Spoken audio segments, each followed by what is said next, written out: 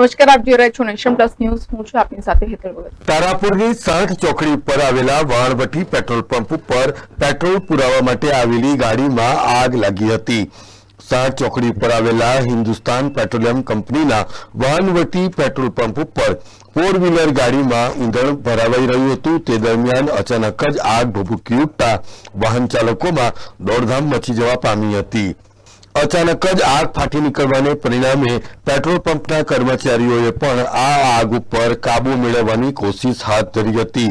જો કે petrol pump ઉપર ફાયર સેફટીના સાધનોની ઉપલબ્ધિ હતી કે કેમ અને ફાયર સેફટીનું લાયસન્સ હતું કે કેમ એ દિશામાં પણ તપાસ કરવી જોઈએ એવી લોકમાંગ ઉઠી છે. Hiren Shah, Nation Plus News, Khambhat.